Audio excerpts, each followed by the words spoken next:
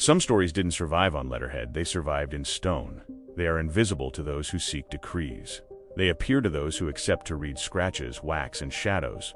Today, we descend stairs without coats of arms, where there are no stained glass windows or pulpit, only minimal signs of worship, scratched crosses, candle residue, touch marks. It's not a legend of martyrdom, it's an archive in the dark. And the question that guides us is simple. When the paper is silent, what's still?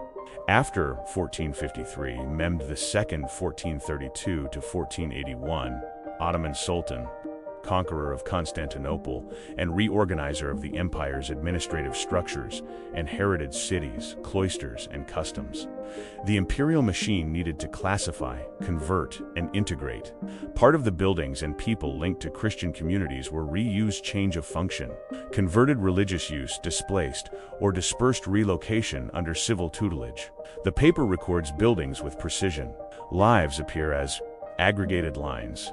In urban areas, accounts of basements used as storage and service passages almost never get a paragraph in a decree.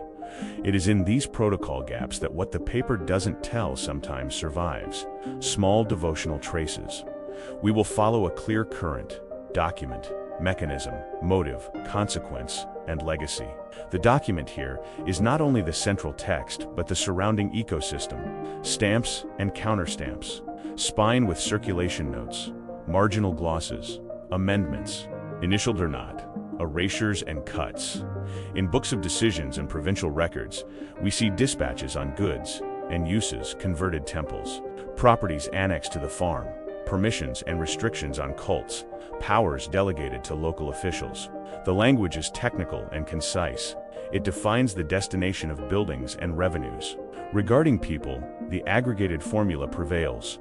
So many individuals, such condition, destination, X. Registers detail lands, rents, leases. The book sees the economy clearly. Biographies almost disappear. On the other hand, letters and ecclesiastical chronicles and travelers' accounts bring voice and social impact, but carry bias and therefore require comparison. When a group is transferred as human cargo, the papers record quantity and destination. Names are left out. In some cases, they reappear in other books, baptisms, deaths, service lists, but often they do not return. That's where the wall begins to compete with the paper. Modern inspections and old accounts of palace and administrative basements describe low-prestige spaces, warehouses, technical corridors, maintenance rooms. Where there is no ceremony, gaps remain for minimal gestures. Small, rough crosses repeated at hand height, hardened drops of wax gathered in protected corners, ceramic shards used as candlesticks, touch marks at chest height, scratches with symbolic traces, birds, fish, letters that may refer to devotional acronyms, always with caution. These elements alone do not tell a story. Together, consistent with each other, and with cultic habits described in textual sources, they become discrete witnesses. Reading an inscription is not an instant insight. Context, comparison, dating when possible, and, above all, a method to separate pattern from noise are necessary.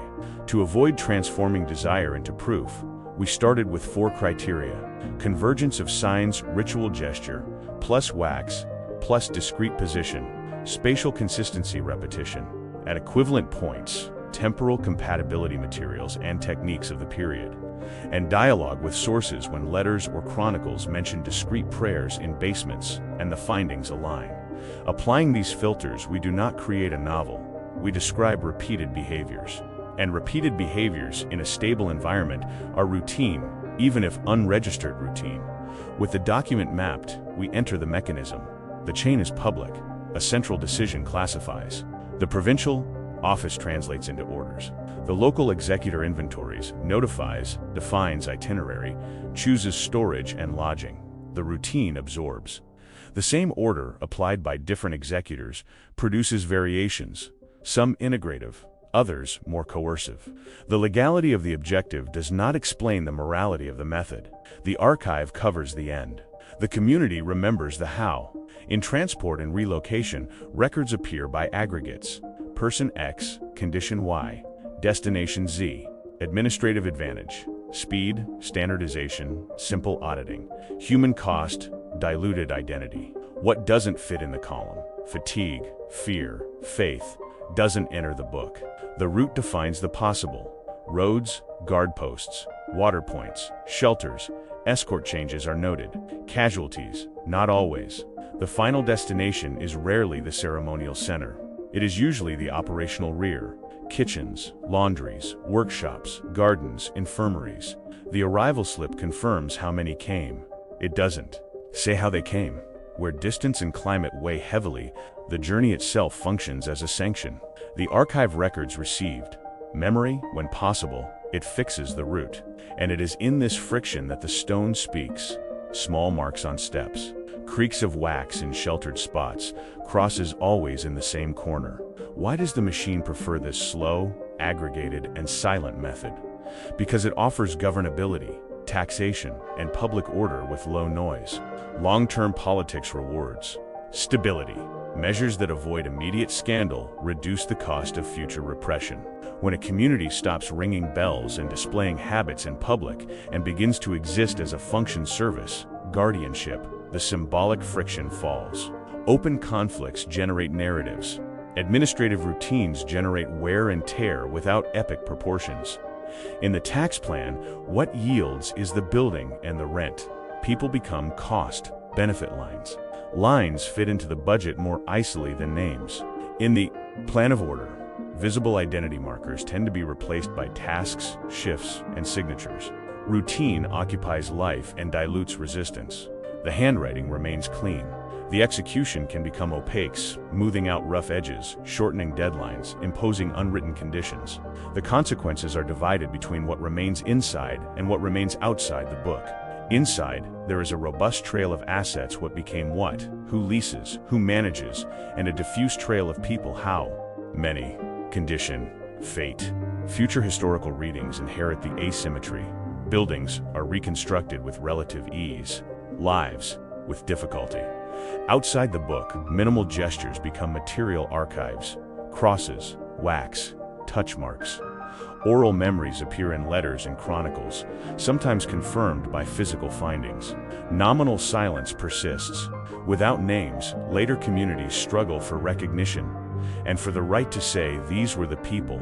3 comparative studies illustrate patterns that documentation allows us to observe without fiction of individuals. In an urban cloister converted into a warehouse, the papers are impeccable for inventory and income. People appear as labor. In a niche next to the woodshed, there are discrete crosses and wax strips protected from the draft. A plausible interpretation. A minimal cult maintained in silence. In a mountain house rented to third parties, the record deals with rent and obligations. Former residents are not named. Repeated touch marks in the old chapel suggest that prayer persisted without official liturgy. In relocations for domestic service, lists by household state X women, destination Y. A traveler mentions in passing chants in Latin under the floor, indirect testimony that, combined with materiality, gains depth.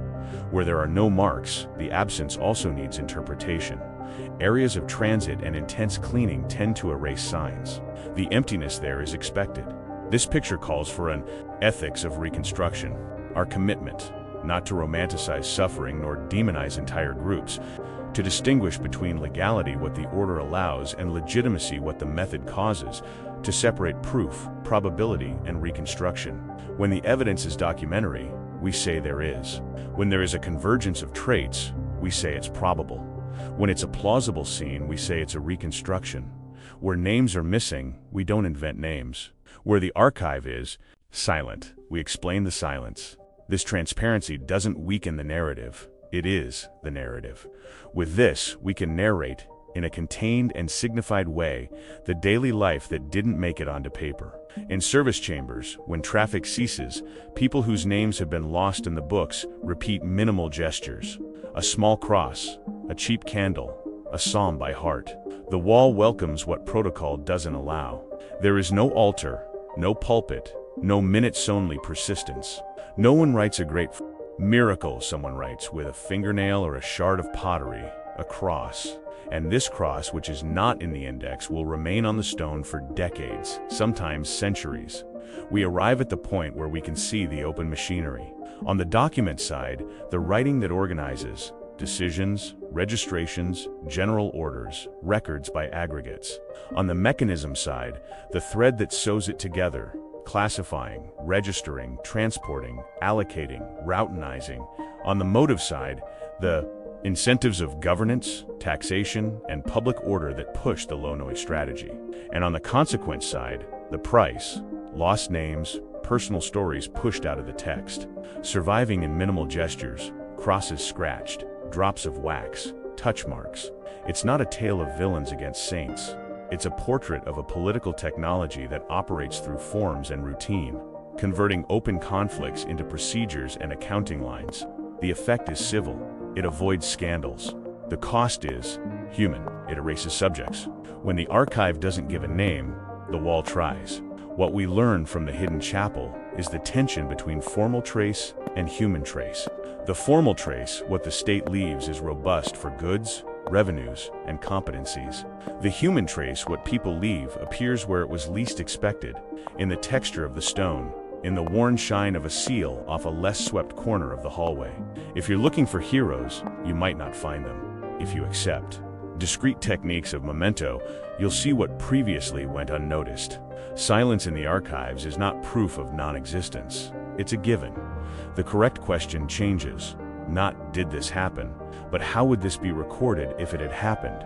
And where would plausible traces appear? The answer in this case was on the edge, as precisely where the decree doesn't look. It's tempting to paste specific names and dates on every wallmark. We resist this on principle. We prefer to explain mechanisms and patterns without inventing individuals when the books haven't preserved them. Still, it's clear that administrative patterns produce patterns of behavior.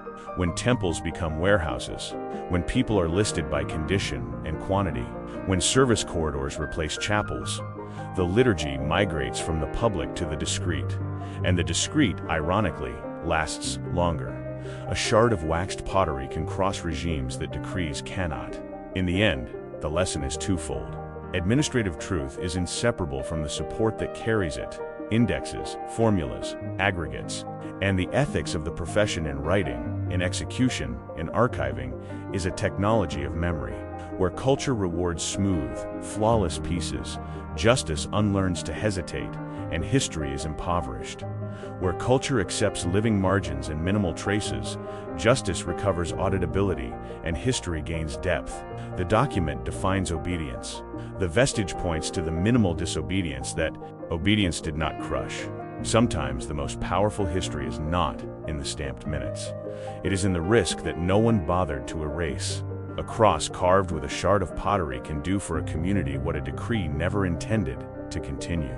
Lux in Tenebris light shines in the darkness. The archive teaches how power wanted to be remembered. The traces show what people refuse to forget.